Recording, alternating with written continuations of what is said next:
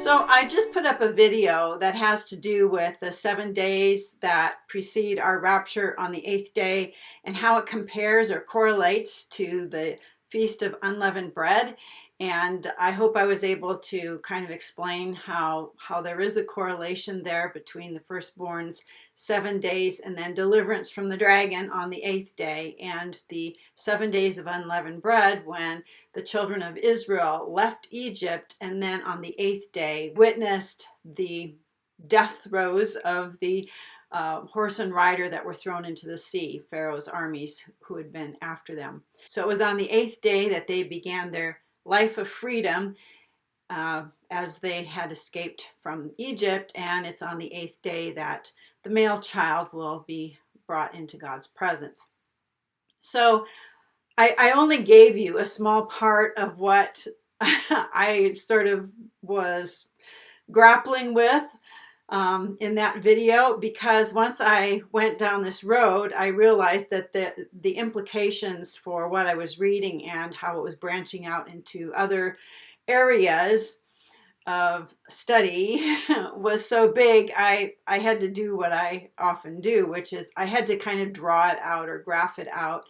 I used to have a wall that's behind this board where I would graph things out and put things in order and then have to erase and move things around to get the order of events that I found in Revelation.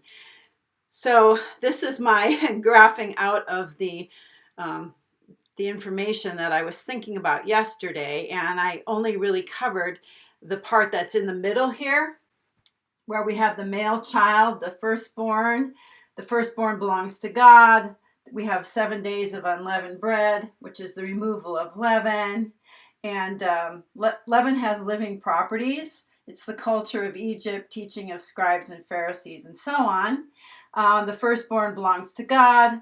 That is the firstborn of animals and people. Animals are killed, the sons are redeemed. It happens on the 8th day, and there's the passage for that.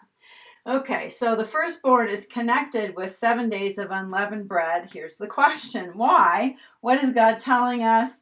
How does this connection apply to the male child and by extension to us? So those were the questions that I had. And then as I'm looking at this stuff, I realized that there's a lot more about the firstborn that is out there that I haven't actually explored yet.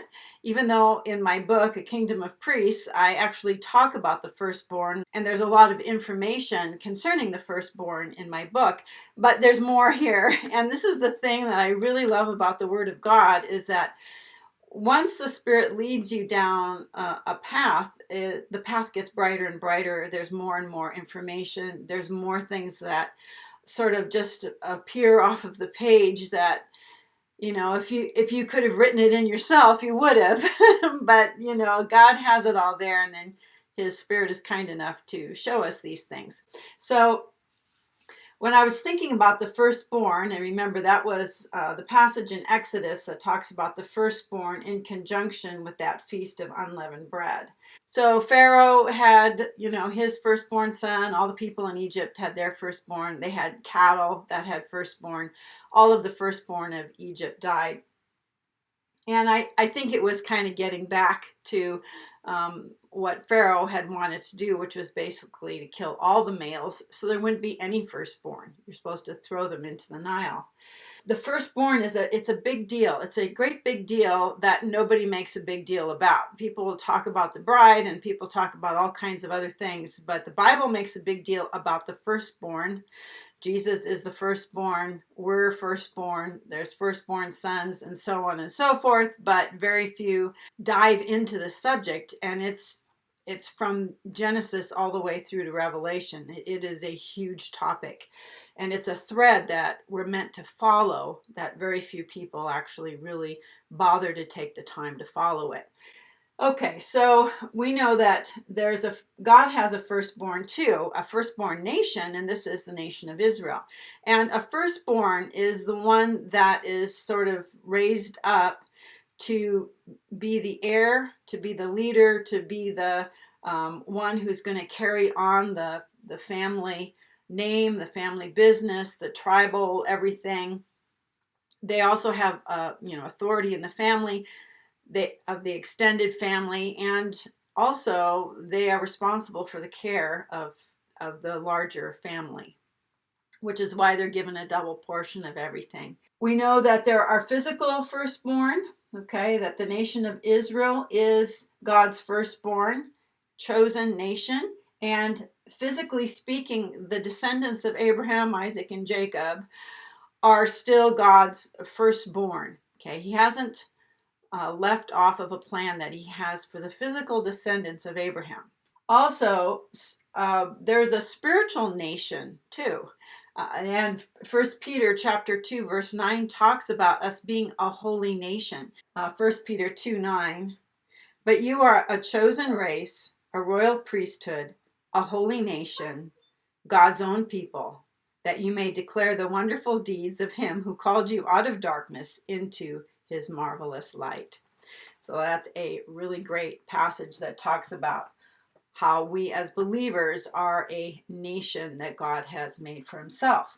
So we're not the physical descendants of Abraham, but we are spiritual descendants by faith, and we are a spiritual holy nation, the spiritual firstborn of God.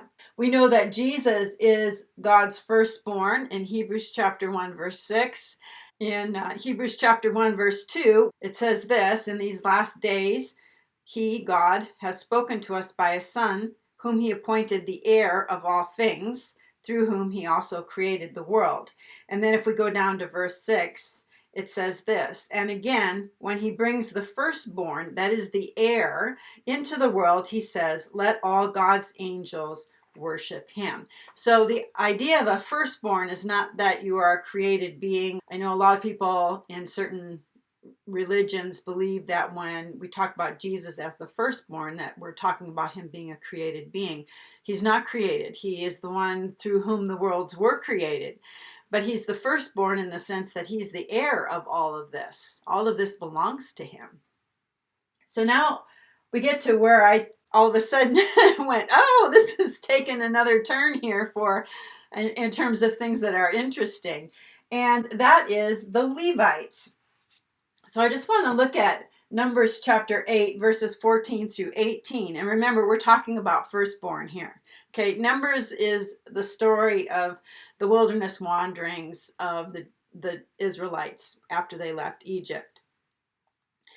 Verse 14, thus you shall separate the Levites from among the people of Israel, and the Levites shall be mine. And then verse 16, for they're wholly given to me from among the people of Israel. Instead of all that open the womb, the firstborn of all the people of Israel I have taken for myself. Okay, so what God is saying here is that instead of all the firstborn of all the families in Israel belonging to God, practically speaking, where now they're all dedicated to his service, God says, I am choosing the tribe of Levi to be my firstborn, serving me in the place of all of those other firstborns from among the nation of Israel. Verse 18, and I've taken the Levites instead of the firstborn among the people of Israel. And I have given the Levites as a gift to Aaron and his sons from among the people of Israel to do the service for the people of Israel at the tent of meeting and to make atonement for the people of Israel, that there may be no plague among the people of Israel in case the people of Israel should come near the sanctuary. So God didn't want just any random people coming into his presence because that would require a plague. And so he's taking a consecrated group of people, the Levites, and they're going to help Aaron in service in the temple. So now what we see is that Levites are firstborn as well. And how this plays into the end times and the book of Revelation is, remember those fifth seal martyrs? That they are martyred in that 10 days of martyrdom that is going to take place. And then they're going to be brought into heaven. And after about 3 days of being there in their soul and spirit, they're going to be given their immortal body, and then they will appear before the Lord. It shows them in Revelation 7 holding palm branches in their hands and wearing those white robes that they're handed. The book of Revelation tells us that they're coming out of the great tribulation. They're the ones standing before the throne, before the Lamb, with white robes and palm branches in their hand. And this group we read about in Revelation 7, they're the ones that no man can number because there's so many of them. And we're told that they came out, or they keep coming out. They're continuously coming out of the Great Tribulation. And the reason we know these are the fifth seal martyrs is because in Revelation 6, we know that martyrs arrive and then they're told to rest a little longer until the number of their fellow servants and brethren should be complete. So there is a group of martyrs that some of them have arrived in heaven already as souls under the altar, and there are more coming. And some of those who have arrived are actually being resurrected. They're being given their immortal bodies right there in heaven.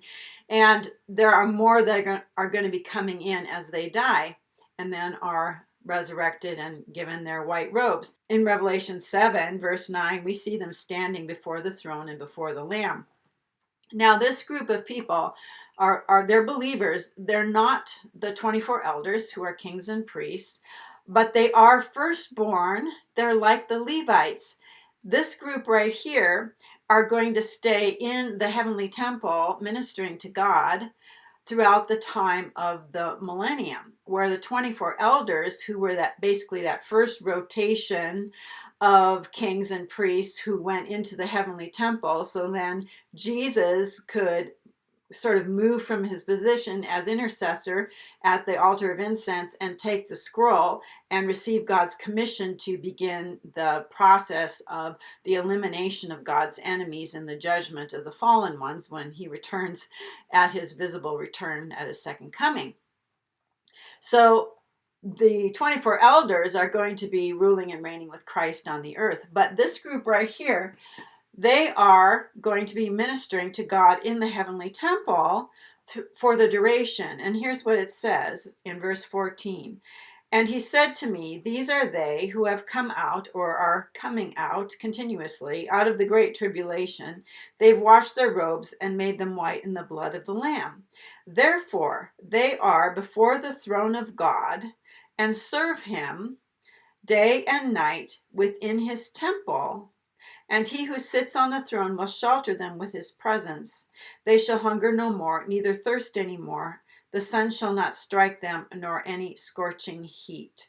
So they are going to stay in the heavenly temple and minister to God. And one of the ways we know they're priests is because they're not seated. Kings and judges are seated on thrones. These people are not seated, they're standing. And if you're a priest, there actually is no place to sit in God's temple. You stand and minister before him. And so that's how we see them standing here in their white priestly garments. And they are actually going to replace the 24 elders before the throne of God. So this next rotation of priests comes in, and then the elders are free to do something else. What I was thinking once I saw that the Levites are also firstborn, and they serve in the stead of the regular, actual firstborn sons of Israel in God's presence, and they know the rules and so on and so forth, so that nobody is defiling God's temple. But they are firstborn. So these fifth seal martyrs are also firstborn sons, and I'll tell you, that just really made me happy and excited. And I thought, you know what, I'm going to share that part of my little story here because I think it's really awesome.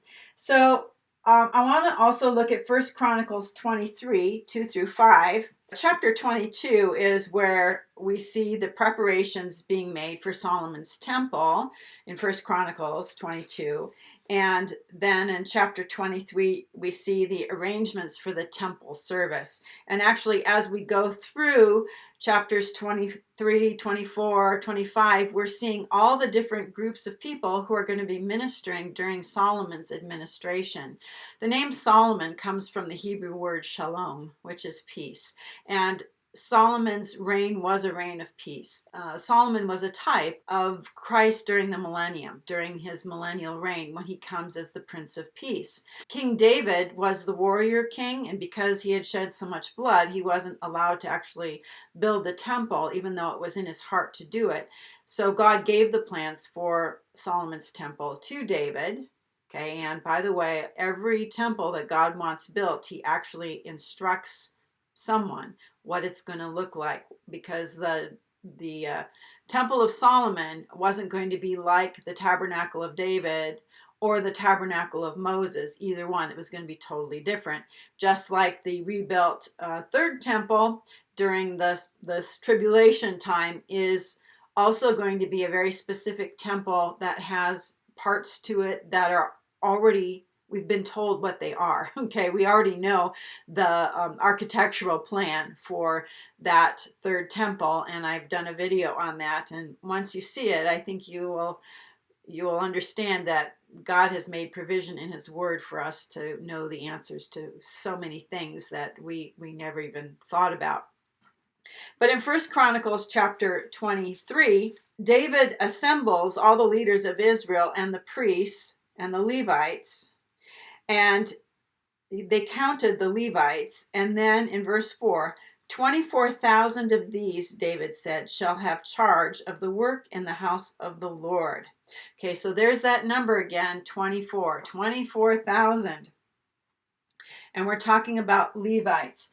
And then in 1 Chronicles chapter 25, verses 1 and 31, we read about the people who are going to be those who prophesy and worship with harps and with cymbals. And I'm kind of mentally making a connection here between the people who are raptured in Revelation 15:2. We see them standing on the sea of glass, and they have harps in their hands.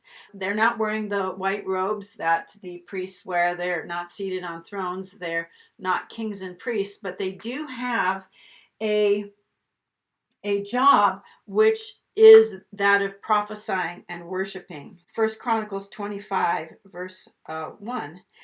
David and the chiefs of the service also set apart for the service certain of the sons of Asaph and of Heman and of Jeduthun, who should prophesy with lyres, with harps, and with cymbals. And then we go down to verse 31, and it just names the 24 courses, okay, and to the 24th, so-and-so and his sons and brethren. What's interesting to me, too, about those who are appointed as worshipers in God's presence are both men and women. For God had given Heman 14 sons and 3 daughters, and they were all under the direction of their father in the music of the house of the Lord, with cymbals, harps, and lyres for the service of the house of God. So the number 24 is also associated with those who are going to be prophesying with harps and lyres and worshiping with music in God's presence. And I think they're going to be in that heavenly temple doing that for the duration of the millennium as well. So I have some more stuff that I want to share, but I'm not going to share it today. I'll share it on another video because it's way too big. There's so much here, and I haven't even really fully developed it. Haven't totally fully developed all of this either, but as I'm pursuing some of this stuff, doors keep opening, and I keep walking through them. And then I realize how these Old Testament things have application for some of the things we're seeing in the book of Revelation. So I just thought this was really interesting. Anyway, let me know what you think, and we'll see you on another video. Till then, have a blessed day.